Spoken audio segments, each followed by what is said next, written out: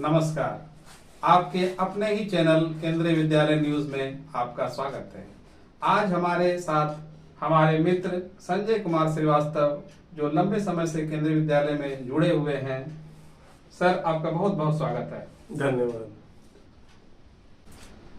विगत दिनों से आपके तरफ से केंद्रीय विद्यालय में एडमिशन किस आधार पर होता है, एडमिशन के समय किन कागजातों की जरूरत होती है, बच्चे की उम्र क्या होनी चाहिए आदि प्रश्न आपके तरफ से आ रहे थे। इन्हीं सब सवालों को लेकर आज हम श्रीवास्तव सर से बात करेंगे।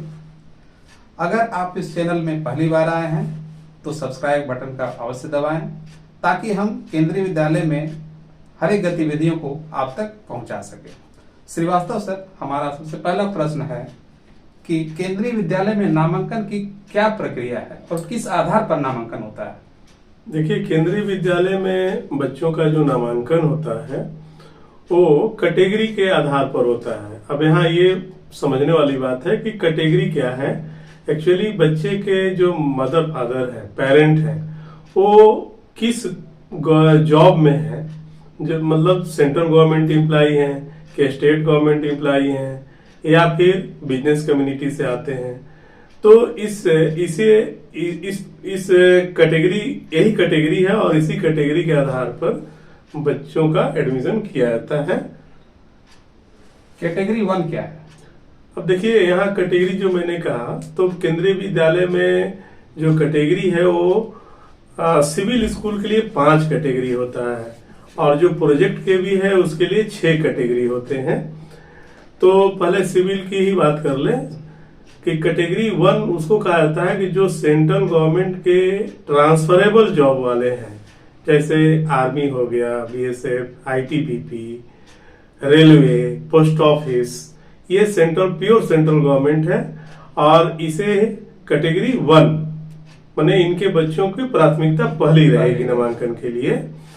और दूसरे जो कैटेगरी 2 है उसमें सेंट्रल गवर्नमेंट के जो ऑटोनोमस बॉडी है, जैसे बैंक हो गया, LIC हो गया, ये कैटेगरी 2 में आता है। अब जैसे मान लो NTPC है, वो भी कैटेगरी 2 में आएगा। उसके बाद स्टेट गवर्नमेंट एम्प्लॉई, तो स्टेट गवर्नमेंट एम्प्लॉई जो परमानेंट एम्प्लॉई है वो कैटेगरी 3 में आएगा। और स्टेट गवर्नमेंट का जो ऑटोनोमस बॉडी है, जैसे म्युनिसिपैलिटी हो गया, नगर पालिका वाले लोग, या जो खाद्य निगम हो गया, या आपको यूनिवर्सिटी स्टाफ हो गए, ये कैटेगरी 4 में आएंगे। और जो फिर आम फ्लोटिंग पॉपुलेशन है, बिजनेस कम्युनिटी है, सेल्फ एम्प्लॉयड है, हाँ वो सेल्फ एम्प्लॉयड है, वो कैटेगरी 5 में आएंगे। तो पहले किसी भी बच्चे का जो नामांकन होता है उसे पहले हम कैटेगरी डिसाइड कर देते हैं कि ये बच्चा किस कैटेगरी का है। अब जब लॉटरी होगी तो फर्स्ट कैटेगरी पहले होगा, फिर सेकंड कैटेगरी, फिर थर्ड, फिर फोर्थ, फिर फिफ्थ, इसके आधार पर होगा। हाँ, ये एक प्रायोरिटी के आधार पर नामांकन दी जाती है। अगला सवाल हमारा सर उम्र को लेकर के है कि कक्षा 1 के नामांकन के समय में बच्चे की क्या उम्र होनी चाहिए और ये कैलकुलेट कब तक होता है? ये बहुत इम्पोर्टेंट बात है। देखिए, कक्षा 1 में जो नामांकन है हमारे विद्यालय में, अभी जो न्यू पॉलिसी आ गई है उसके अनुसार बच्चे का एज एक, जैसे अब आने वाला जो एडमिशन सेशन है 2024, तो क्लास 1 में नामांकन के लिए 31 मार्च 2024 को बच्चे का उम्र 6 साल से 1 दिन भी कम नहीं होना चाहिए और 8 साल से 1 दिन भी ज्यादा नहीं होना चाहिए। मैंने 8 साल एग्जैक्ट है तो एलिजिबल है, 6 साल भी है तो एलिजिबल है, लेकिन 1 दिन भी ज्यादा और कम है तो फिर वो नॉट एलिजिबल। इसका मतलब ये लोग फॉर्म नहीं भर सकते। हाँ, नहीं भर सकते। 1 दिन भी कम हो और या 1 दिन भी ज्यादा हो तो नहीं भर सकते हैं। ये कक्षा 1 के लिए हो गया। अब उसी तरह अदर क्लास में आप जाएंगे तो जैसे ये 6 से 8 हो गया तो 7 से आगे इसके बारे में बात करेंगे। केंद्रीय विद्यालय में पता चला है कि बाल वाटिका के भी कक्षा शुरू हो गए हैं। तो बाल वाटिका क्या है, थोड़ा विस्तार पूर्वक बताइए। देखिए, न्यू एजुकेशन पॉलिसी में जो हमारी सिस्टम आई है उसमें एक बहुत इंपॉर्टेंट बात था कि बच्चे का जो एजुकेशन है वो 3 इयर्स से शुरू होनी चाहिए। अब इस बात को ध्यान में रखते हुए पिछले साल से केंद्रीय विद्यालय ने भी इस पर शुरुआत किया है और ये जो 3 साल का जो प्री प्राइमरी है उसको बाल वाटिका नाम दिया गया है। और इस बाल वाटिका को 3 स्टेज में बांटा गया है, बाल वाटिका 1, बाल वाटिका 2, बाल वाटिका 3। बट एट प्रेजेंट केंद्रीय विद्यालय में जो नामांकन पिछले साल से शुरू हुआ है वो बाल वाटिका 3 में शुरुआत हुआ है। और बाल वाटिका 3 के बाद वही बच्चा प्रमोट होगा फिर क्लास 1 में आएगा। मतलब बाल वाटिका 3 को हम यूकेजी भी मान सकते हैं। अब जैसे जो पुरानी धारणाएं हैं, जैसे कन्वेंट या प्राइवेट स्कूल में बच्चा नर्सरी, एलकेजी, यूकेजी, तो उस आधार पर आप देखें तो बाल वाटिका 3 जो है यूकेजी हो गया, वहां से बच्चा फिर क्लास 1 में आएगा। इनकी उम्र क्या है सर? किन बच्चों के नामांकन इसमें होंगे? हाँ, तो ठीक है, जाहिर देखिए सिंपल बात है कि भाई क्लास 1 में जब निर्धारण 6 से 8 हो रहा है तो यहाँ पर बच्चा उससे छोटा 1 साल है, तो इसमें जो है 31 मार्च 2024 को बच्चे का उम्र 5 साल से छोटा नहीं होना चाहिए और 6 साल से बड़ा नहीं होना चाहिए, क्योंकि भाई 6 के बाद तो फिर क्लास 1 के लिए एलिजिबल हो जाएगा। तो यहाँ ऐसा नहीं सोचना है कि भाई 2 साल का यहाँ भी गैपिंग है, 5 से 7 नहीं सोचना है। हाँ, 5 साल से छोटा नहीं और 6 साल से ज्यादा नहीं। ये बाल वाटिका 3 के लिए है। अभी केंद्रीय विद्यालय में बाल वाटिका 2 की शुरुआत नहीं हुई है। इस साल भी आशा है कि बाल वाटिका 3 में ही एडमिशन होगा, क्योंकि उसके लिए फिर इंफ्रास्ट्रक्चर की जरूरत है। अब धीरे धीरे इम्प्रूवमेंट होगा तो फिर आने वाले समय में ये बाल वाटिका 1, 2, 3 ऐसे चलेगा। और एक इम्पोर्टेंट बात ये भी जान लेना है कि बाल वाटिका 3 के बाद ये मन में संशय ना हो पेरेंट को कि 1 के लिए फिर भाई फॉर्म भरना पड़ेगा क्या। नहीं, वही बच्चे फिर प्रमोट होकर 1 में चले जाएंगे और 12 तक कंटिन्यू कर सकते हैं। ये तो सरकार का बहुत अच्छा पहल है। हाँ। अगला प्रश्न हमारा है कि कक्षा 1 को छोड़कर बाकी कक्षाओं का नामांकन की प्रक्रिया क्या है और ये कब इनका एडवर्टाइजमेंट आता है, कृपया बताएं सर। देखिए, एक्चुअली एडमिशन तो क्लास 1 में जो भी सेक्शन का स्ट्रेंथ होता है हो जाती है और वही बच्चे 2 और 3 में आगे प्रमोट होते जाते हैं। लेकिन चूंकि इसमें सेंट्रल गवर्नमेंट या स्टेट गवर्नमेंट के बच्चों की संख्या ज्यादा होती है और उनका ट्रांसफर फ्रीक्वेंट होता रहता है, तो कभी कभी परिस्थितियां बनती हैं कि अपर क्लास में कुछ रिक्तियां आ जाती हैं। अब रिक्तियां का मतलब ये समझना है कि अगर क्लास का स्ट्रेंथ 40 से कम हो गया, बिलो 40 होगा, तब मानेंगे कि उसमें वैकेंसी है, अदरवाइज नहीं है। और ये तब मालूम चलता है जब 31 मार्च को रिजल्ट आती है किसी क्लास की, और उस दिन जब बच्चे अगले क्लास में प्रमोट होंगे तब हमारे सामने पिक्चर आएगा विद्यालय के सामने कि भाई हर क्लास का अब क्या स्ट्रेंथ है, और उस स्ट्रेंथ पर हम डिसाइड करते हैं कि भाई किस किस क्लास में रिक्तियां हो गई। और अगर रिक्तियां हैं तो अप्रैल के फर्स्ट वीक में विद्यालय के वेबसाइट पर साथ साथ केवीएस के वेबसाइट पर ये जो वैकेंसी है वो अपलोड हो जाएगी, और कोई भी आदमी जहां भी अपने घर से वेबसाइट खोलकर चेक कर सकता है कि किन किन विद्यालय में किन किन क्लास में वैकेंसी है। अगर वैकेंसी है तो फॉर्म अप्लाई कर सकता है, लेकिन यहाँ गार्जियन के जानना जरूरी है कि ये ऑनलाइन फॉर्म नहीं है। इसमें नामांकन जो होगा ऑफलाइन तरीके से होगा, मतलब उनको फॉर्म भरना है मैनुअल, फिर विद्यालय लेवल पर बस वही लॉटरी सिस्टम ही होगा, कैटेगरी वाइज ही होगा। मतलब ऐसा नहीं है कि किसी को भी लॉटरी कर दिए। हर केवीएस के किसी भी क्लास में एडमिशन जो होगा उसमें कैटेगरी को आपको फॉलो करना है। हाँ, प्रायोरिटी होगा, मैंने कैटेगरी 1 पहले, फिर 2, 3, 4, 5। तो ये अप्रैल के फर्स्ट वीक में आपको क्लियर हो जाएगा। और ऐसे विद्यालय को इंस्ट्रक्शन आता है कि 31 मार्च या 1 अप्रैल को विद्यालय की वेबसाइट पर इन रिक्तियों को अपलोड कर दिया जाए। कहने का तात्पर्य है कि जिन केंद्रीय विद्यालयों में अगर रिक्तियां बनती है तो वे अपने विद्यालय के वेबसाइट में इसे अवश्य अपलोड करें। करेंगे और उसे गार्जियन देख लेंगे, देख सकते हैं। इस तरह से गार्जियन को परेशानी नहीं होगी, वो विद्यालय आकर के ना जान करके वो घर से बैठे ही अपने देख सकते हैं कि उस विद्यालय में वैकेंसी है या नहीं। ये सिंगल गर्ल चाइल्ड एडमिशन क्या है सर, थोड़ा इसके बारे में जानकारी देंगे? देखिए, सिंगल गर्ल चाइल्ड के बारे में पहले तो आपको अच्छे से समझ लेना है कि सिंगल गर्ल चाइल्ड का मतलब क्या होता है।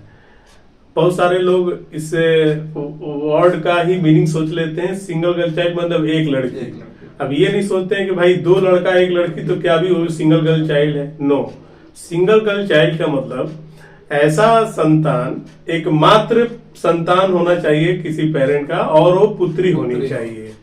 मतलब उसका कोई सिबलिंग ना हो, न भाई न बहन। तो अगर वो जुड़वा है तो फिर भी वो सिंगल गर्ल चाइल्ड है, तो वो सिंगल गर्ल चाइल्ड हो माना जाएगा। और सिंगल गर्ल चाइल्ड के लिए गवर्नमेंट की तरफ से बहुत अच्छा हमारे केबीएस में भी नामांकन में सुविधा दिया गया है। अब जैसे आप जान लें कि क्लास 1 में सिंगल गर्ल चाइल्ड के लिए पर सेक्शन 2 सीट रिजर्व होता है, 2 सीट। अब जैसे किसी विद्यालय के में 3 सेक्शन का स्कूल है, तो इसका मतलब कि 1A 1B 1C 3 सेक्शन हो गए, और हर सेक्शन में 2 बच्चे माने 6 बच्चों का नामांकन होगा। लेकिन 1 के अलावा जो अदर क्लास है उसमें पर क्लास 2 का एडमिशन होगा, उसमें सेक्शन नहीं देखा जाएगा। मैंने 6 में 3 सेक्शन है, फिर भी 2 बच्चों का एडमिशन होगा। अगर नहीं है तो ये है सिंगल गर्ल चाइल्ड। क्या ये सिंगल गर्ल जो चाइल्ड का एडमिशन हो रहा है ये बाल वाटिका में भी ये लागू है? जी नहीं, बाल वाटिका में सिंगल गर्ल चाइल्ड का अभी कोई प्रोविजन नहीं है। अभी तक का जो एडमिशन गाइडलाइन है उसमें प्रोविजन नहीं है। अगला मेरा महत्वपूर्ण सवाल है आरटी के बारे में। ये आरटी ई एडमिशन क्या है, इसके बारे में थोड़ा विस्तार पूर्वक बताएं। देखिए, RT means right to education. इसमें सेंट्रल गवर्नमेंट का गाइडलाइन है कि आपकी जो भी रिक्तियां हैं, हमारे केबीएस के एडमिशन गाइडलाइन में भी है कि हमारी जो भी रिक्तियां हैं उसकी 25% आरटी के तहत रिजर्व होगा। अब ये आरटी के तहत कौन कौन वर्ग के लोग आएंगे ये भी जान लेना है, और उन्हीं बच्चों को सम्मिलित करके 10 बच्चों का, मतलब 40 का क्लास स्ट्रेंथ है तो 25% 10 सीट रिजर्व होगा, और उनकी अलग से लॉटरी की जाएगी। इसमें अनुसूचित जाति, अनुसूचित जनजाति और ओबीसी का जो नन क्रीमी लेयर है, ओबीसी में 2 बटे रहते हैं, लेयर ग्रुप है, OBC creamy layer, OBC non creamy layer. तो ओबीसी नन क्रीमी लेयर वाले आरटी के लिए एलिजिबल है। एक ईडब्ल्यूएस भी है, सामान्य वर्ग के लिए, जो इकोनॉमिकल वीकर सेक्शन है, वो आय के आधार पर होता है, और हर स्टेट में अलग अलग उसकी एक इनकम लेवल है। तो जो भी ईडब्ल्यूएस ग्रुप में आता है वो भी इसके लिए एलिजिबल है। बीपीएल, बिलो पॉवर्टी लाइन के लोग भी इसके लिए एलिजिबल हैं। तो इसमें पीएच, फिजिकली हैंडीकैप्ड भी आ सकते हैं। उनके लिए तो हॉरिजेंटली 3% अलग से रिजर्व भी सीट होती है एडमिशन में, फिर भी पीएच वाले आरटी में भी भर सकते हैं। तो इन सारे ग्रुप को मिलाकर एक अलग से लॉटरी की जाती है। हाँ, ये बात जान लेना है कि इसमें कैटेगरी का कोई मीनिंग नहीं है। हाँ, कि मतलब आरटी के एडमिशन में कैटेगरी फॉलो नहीं होगा। सारे लोग जो भी इस कैटेगरी के हैं उनको सम्मिलित करके, और इसका एक लॉटरी होगा। उस 25% रिजर्व जो भी सीट है, मान लीजिए हमारे पास 3 सेक्शन का स्कूल है, मतलब टोटल हमारे पास 120 सीट्स हैं, तो उसका 25% 30 बच्चे आरटी के लिए रिजर्व। 40 सीट है तो 10 सीट आरटी का होगा। अक्सर देखा जाता है कि बहुत सारे लोग आरटी में फॉर्म भर देते हैं और दूरी के कारण वो छट जाते हैं, ऐसा क्या है? एक ये भी है। देखिए, ये गरीब जो तबके के बच्चे हैं उनके लिए प्रोविजन बनाया गया है, और इसके लिए अर्बन हो या रूरल हो, दोनों के लिए डिस्टेंस निर्धारित किया है गवर्नमेंट ने कि भाई ग्रामीण क्षेत्र का अगर बच्चा है, स्कूल है ग्रामीण क्षेत्र में, तो उसकी जो रेडियस होनी चाहिए विद्यालय से उसके घर का, वो 8 किलोमीटर से ज्यादा नहीं होना चाहिए ग्रामीण क्षेत्र में, और शहरी क्षेत्र के लिए 5 किलोमीटर।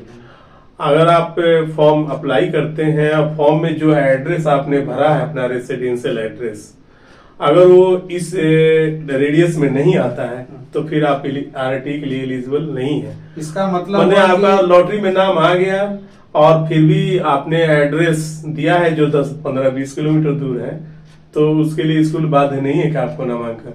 इस सिलसिले में जबलपुर में पिछले साल एक केस भी लोग किए थे, उनका 20 किलोमीटर दूर घर था, तो कोर्ट का भी यही डिसीजन था कि भाई ये उन बच्चों के लिए है जो बहुत ज्यादा खर्च बियर नहीं कर सकते। अब 3 किलोमीटर का है तो उसके गार्जियन साइकिल से पहुंचा देगा, बच्चा बड़ा हो जाएगा तो अपने से आ जाएगा। तो ये बाध्य है, इसका ध्यान रखना है। सबसे महत्वपूर्ण सवाल, कक्षा 1 का नामांकन प्रक्रिया कब से शुरू हो रही है? देखिए, अभी तक जो केंद्रीय विद्यालय का नियमावली है, नामांकन दिशा निर्देश, अभी तक यही देखा गया है कि 15 फरवरी से 15 मार्च, 1 महीने का शेड्यूल केवीएस देता है। लेकिन कभी कभी किन्हीं कारणों से 1 सप्ताह का लेट भी हो सकता है। इसलिए अभिभावकों को ये सुझाव है कि फरवरी के फर्स्ट वीक से केवीएस का जो वेबसाइट है टाइम टू टाइम विजिट करें, और इसी के आसपास 15 फरवरी से 15 मार्च के बीच में इस फॉर्म को भरने का डेट शीट रहता है। और लॉटरी वही फिर 30 उसका भी एक डेट संगठन की तरफ से आता है। मान के चलिए कि 30 मार्च के आसपास से पहले होगा, ताकि बच्चों का नामांकन करके 1 अप्रैल से उनका क्लास शुरू किया जाए।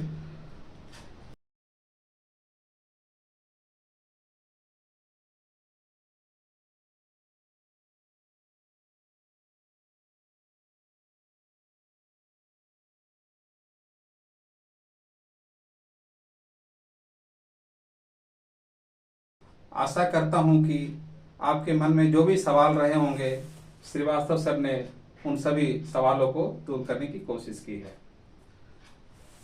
आप अगर केंद्रीय विद्यालय न्यूज़ को सब्सक्राइब करके रखते हैं तो हमारे तरफ से केंद्रीय विद्यालय के जो भी दिशा निर्देश आएंगे आपको समय समय पर दिए जाएंगे। धन्यवाद।